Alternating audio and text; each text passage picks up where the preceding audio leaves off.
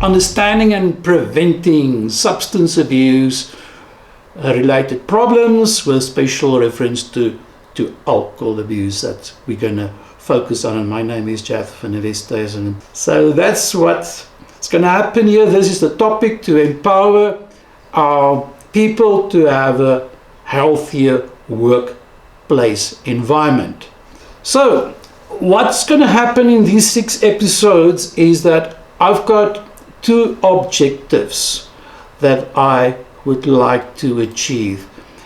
And first of all is to provide you with the necessary knowledge and practical tools to address and prevent substance abuse problems, and then in particular alcohol. So that's what we're going to do. And the second thing that I would like to see happening is that we're going to address the underlying issues contributing to alcohol abuse, such as, for instance, a lack of proper stimulation, socio-economical factors that play a role, and then also family-related problems that we're going to address during these 6 episodes. But today, first episode, we're going to focus on the contributing factors towards alcohol and substance abuse. In other words, why are people doing it? The reasons. And then in the next episode, in the following Tuesdays, today we are focusing on a first episode, which is on Thursday, and from episode 2 to 6, we're going to focus then on Tuesday afternoons, where we're going to do this presentation. So next episode, we're going to focus then in particular on the telltale signs of alcohol and substance abuse, and I would also like to work then on a profile of alcoholism and how does such a person look like. And then in episode 3, we're going to work on the role of line managers in addressing alcohol and substance abuse related problems in the workplace. Episode 4, what we're going to do there is the practical guidelines to support an employee who abuses alcohol or any other related substance. Episode 5, then we're going to work more on understanding the roots of alcohol abuse and addiction. There we're going to dive really into the emotional unmet needs, etc., the roots of the pain points, in other words, that we're going to focus there on. And then finally, we're going to work on the preventative alcohol abuse strategies in the workplace, but also in the community as such. So this is what we're going to look at episode 1, namely the contributing factors. Let's look at today the first episode on the contributing factors that play a role in alcohol abuse and substance abuse. And I think we need to first look at the broader picture. What's going on here in South Africa? You know, South Africa is a very complex country. It's a complex relationship that we have with alcohol, shaped by historical, cultural and social factors, and we can't really ignore it if you look at the history. And so this complex relationship that I'm mentioning here is deeply rooted in our history, in our country, marked by colonialism and apartheid and socio-economic disparities. Why am I saying it? Because we've got some of the highest figures of alcohol abuse in the world. So it's abnormal how it goes here in South Africa. So let me just elaborate more. If you look at the broader picture, the historical context, like during colonial times, alcohol was used as a tool of control, and notably in the DOP system in the Western Cape, like with the farmers. I remember as a kid, I witnessed this system still happening there in the Western Cape, and the devastating consequences of that we still see, especially in the Western Cape, where the alcohol abuse figures is just astronomically high in comparison to all the other provinces in South Africa. So Now, that system, for instance, perpetuated the cycle of dependency and social control, and embedding alcohol consumption into the fabric of certain communities. And also, if you look broader here in the other provinces, like the legacy of apartheid further exacerbated these issues, like this shebeen system that we get, where disappropriately located in black townships, we saw it, fostering environments where alcohol abuse became prevalent. And so these historical injustices have left lasting scars on our communities and normalizing the heavy drinking problem in many, many segments of our society. So that's the problem, the mindset of South Africans, that we just think it's okay, it's normal. And currently, alcohol plays a significant role in social rituals in many communities and celebrations across South Africa's diverse communities that we see. And from traditional ceremonies then to urban nightlife, and drinking is often seen as a means of social bonding and expression. We've normalized it. And however, this cultural acceptance that we sometimes see masks the darker side of alcohol consumption, including like the rates of alcoholism and the link with domestic violence, gender-based violence, and in particular road accidents in South Africa. And socially speaking, the pressures of poverty and unemployment and the remnants of systemic discrimination can really drive individuals towards alcohol as a coping mechanism. And that's what we see in South Africa. So while there's an ongoing effort to address these issues through policy and public health campaigns, I tell you the challenge still remains to change this landscape in South Africa. And we have a lot of work still to do in terms of going forward. And if you look at the heavy drinking statistics in South Africa, like the third of our population who are drinkers engage in heavy alcohol consumption, and we think it's normal. And South Africa ranks 5th globally in terms of per capita alcohol consumption. So 5th global, just think about that. And we have the highest per capita alcohol consumption in Africa, with an average of about 11 liters per person. We are a drinking nation, I tell you. And this is really affecting our country in a huge matter, costing our country billions of rands, and also having a devastating impact in the workplace environment. We sit with a certain mindset that needs to be challenged, in other words. And this is going to be a heavy challenge for us to adjust this mindset. If you look at the mining towns in South Africa, especially in northwest, and if we look the northern province also, a dusting mining town, what's happening? This is just the way of living. Everybody's just drinking. And to address that mindset, we need to do more. There's lots of work that needs to be done. But I think what we need to understand first, before we can address this problem in the workplace, in our communities, we need to understand why are people doing that. And if we understand the whys, then we can go into the depth of saying, right, now we're going to address the problem effectively.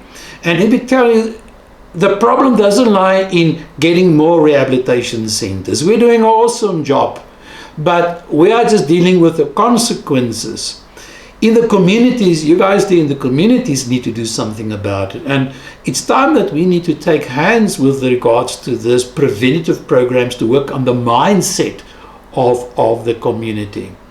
And that's a big challenge. So let's have a look at the factors that play a role. And first of all, what I want to do, I want to let us explore the psychological factors that play a massive role in alcohol consumption and abuse, and then also then other substances. First of all, if we look at the first psychological factor, this has got to do with coping mechanism of our people. Because we drink so much, we don't have proper coping mechanisms to deal with stress, to deal with conflict problems.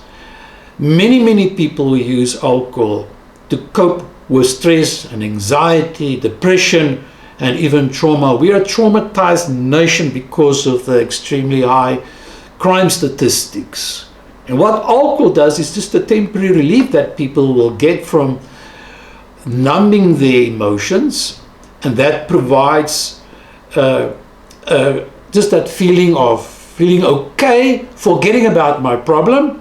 And now it creates a vicious cycle where that person will just rely on drinking to manage their negative, unpleasant, undesirable emotions. So as a coping mechanism, what were we doing it? We are basically numbing the pain instead of knowing how to address the pain that we are suffering from, especially with regards to not being able to cope. So we see it so many times when people can't cope, when they go into distress, that's when alcohol becomes a shortcut.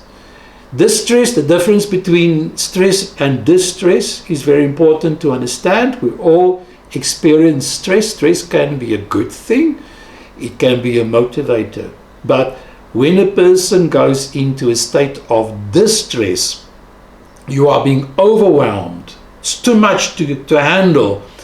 And when that happens, we have lower distress tolerance levels, and what then happens, people resort to these shortcuts, in this case then substance abuse.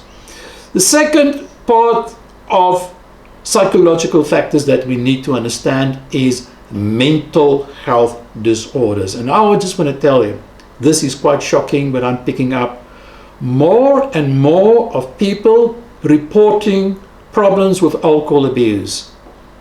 Alcohol has become the secondary problem. The primary problem is mental health disorders.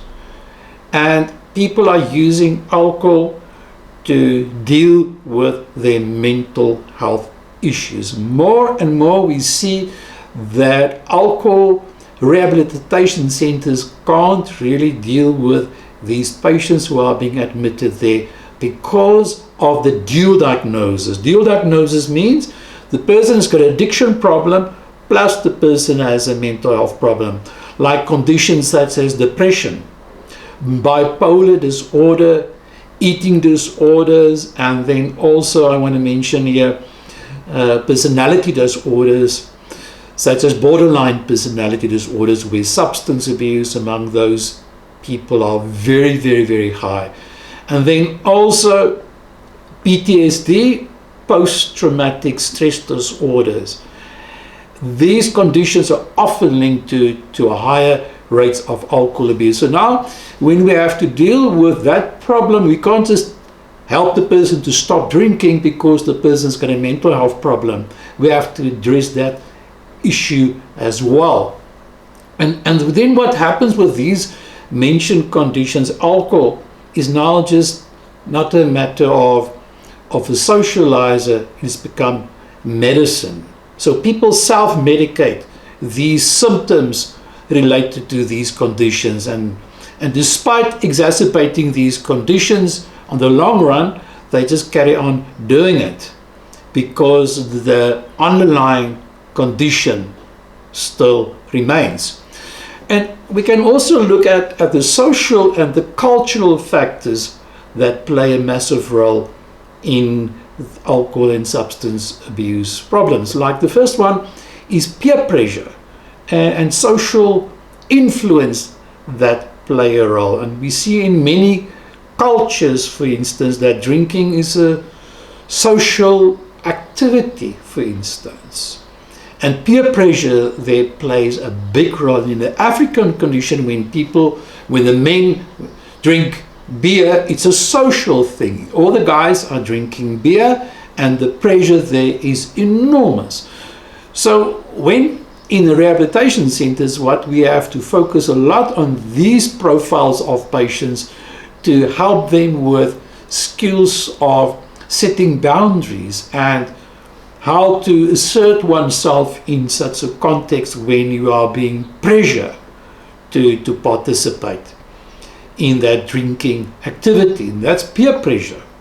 Especially during our adolescence and early adulthood, we see this condition. Also among students, we see this. And this can lead people to drink excessively in order to fit in or to be accepted by their peers. We see that kind of situation also occurring. So, as I just said, that when it's a peer pressure issue, the rehabilitation program focused in a lot on how to handle and ground yourself assertively, and we use a lot of role play activities to help and empower people to stand firm during situations and scenarios of social pressures.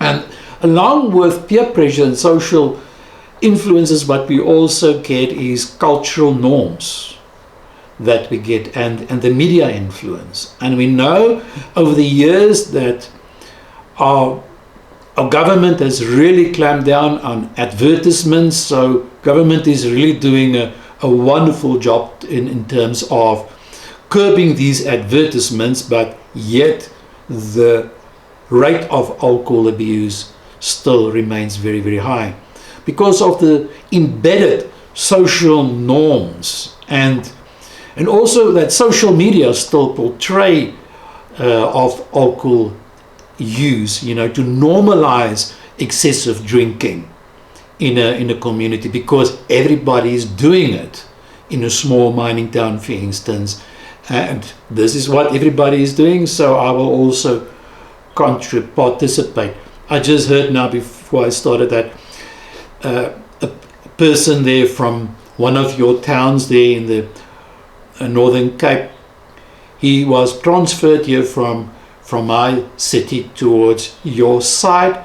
He never drank, but now over the weekend he works so hard, 6-7 days a week, and then the only thing he does, he goes to that well-known name of that venue there in your town that I'm not allowed to say, but that's his only outlet. So he started to drink excessively, and his wife stays here in Pretoria, and she's very concerned about what's happening there on your side.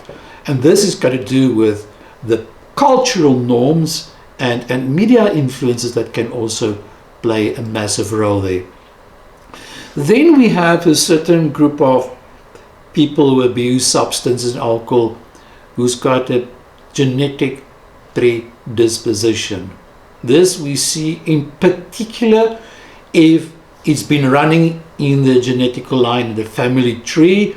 Parents have been abusing substances, alcohol, and grandparents also. Then we may suspect if that person perhaps has a genetic predisposition.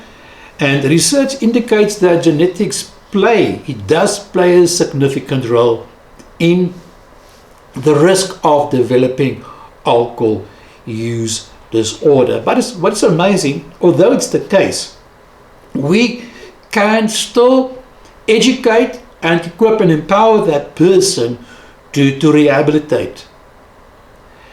And so that's the good news. So people with a family history of alcohol abuse, they are more likely to struggle with the same issue. And when we see a patient with a chronic condition of alcohol abuse, and in the next session I will talk about the profile, but one of the profiles of alcoholism is then the chronic user. And then we have to take drastic measures. We need to have medical intervention, and that's where the implant and anti-booze and all of these medical aids will also be applicable, that the doctor and the psychiatrist have to consider when it comes to genetic predisposition, because these people keep on relapsing the whole time. Apart from genetic predisposition, we also have to understand that sometimes there are biological factors that also play a role, and some people just have a tendency towards dependency, and we can't deny that. We have to look at it, that some people's predisposition is just that the way their brain has been wired, it just happens that they have a tendency to abuse alcohol in excessive amounts. And it's got to do with the brain chemistry, the brain function, how the neurons fire, and especially with regards to the dopamine levels, that's your pleasure reward system.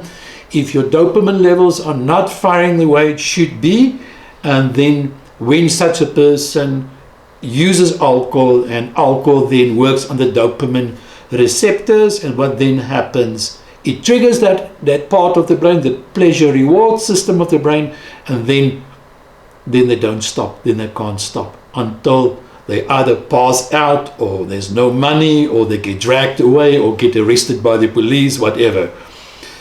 And biological factors can really affect how people experience pleasure and reward. And then when they get intoxicated, that pleasure, the brain stores that pleasure memory in the brain, and this becomes the person's idea of pleasure. Every time when I drink, it makes me feel so good.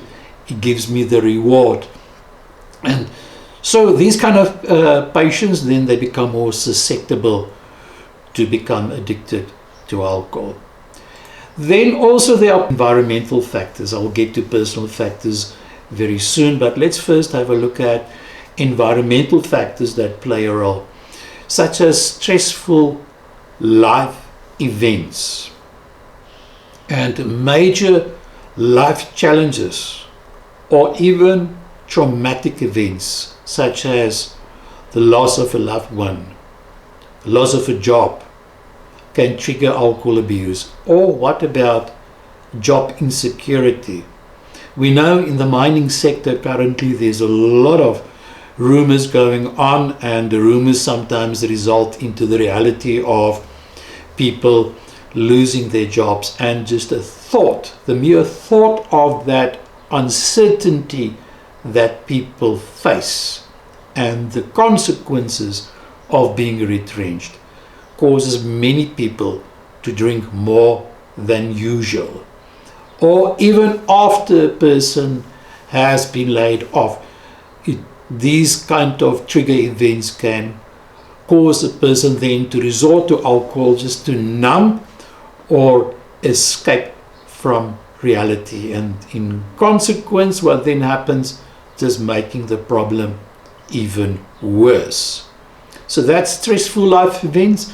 Then we also get, along with the social norms of acceptability, is accessibility, and how alcohol is just so freely available in our country. If you look here up in Northern Africa to the Arab countries, it's almost impossible to obtain alcohol, and the alcohol abuse figures there's almost zero in those countries if you look at the figures. But because it's so freely available and accessible, what happens, it can easily contribute to this problem that we have. And by law, alcohol is not a legal substance. We must understand it's a controlled substance. Just keep that in mind. But despite that fact that alcohol is a controlled substance, that doesn't deter people from stopping doing it. The same now also with cannabis, with dacha. It's now legal to use it in your own home, but the accessibility is going to also cause more problems in the future. And because of the accessibility and availability, the mindset is it's okay. If it's available, it's okay. If everybody's doing it, it's okay. Then I can also do it. So that's in the environment that we are in, play a massive role. And as I said earlier, if I am sitting in an environment like let's move over to the personal factors, like that if I sit in an environment of boredom, and then people can easily resort to alcohol to fill a void in their lives, and whether it be boredom or loneliness, that can also play a massive role. So then drinking actually becomes a way to pass time, or just to feel for that moment better and to be connected in that environment where we are now, just even if it's just temporary. But another personal factor that I would like to highlight has got to do with low self-esteem and confidence. So these things we need to address as well, the low self-esteem and confidence. And people with a very low self-esteem, or those who lack confidence, may use alcohol to feel more sociable and outgoing. And what they do, they mask their insecurities. And thus it enhances social interactions. And I've never seen and met a person with an alcohol addiction problem who's got a good self-esteem. Alcohol, as we know, removes many things. It's a good stain remover, but it also removes our confidence. It strips us from our confidence, because as we numb it, as we mask, what happens? The real authentic you is not visible anymore. You start having these two identities, and the alcohol, the substance abuse identity, eventually overshadows the authentic you. And part of our programs in rehabilitation in South Africa is to help the individual to reconnect with themselves, because they've been so disconnected, lacking self-awareness. And that is one of the most important tools that we use in rehabilitation, namely to reconnect with yourself. And I don't want to go into detail about the tools that we use for reconnection or with myself and to enhance self-awareness. That is what we do inside of the clinics where we work, and there are amazing tools available. But yet, I think from a societal point of view, we also need to work on and identify how people to build their self-esteem, especially when we work with the youth of South Africa. They need to learn to have good self-confidence, learn to stand up for yourself, learn how to manage pressure, learn to set boundaries by saying no. So these are the personal factors that play a massive role in our lives. I think for today I would like to only just conclude with the reasons why people are abusing alcohol or any other substances. And just in summary, I just would like to say that understanding the reasons behind alcohol and other substances abuse is crucial for developing effective prevention and treatment strategies in your town and in your community. It's important to recognize that alcohol abuse is not a one-size-fits-all issue or approach. Each person's relationship with alcohol is influenced by a very unique combination of all the mentioned factors today. And by addressing the root causes, and this is what I intend to focus on in the following follow-up sessions, whether these root causes are psychological, social, genetic, or environmental, or a combination of it.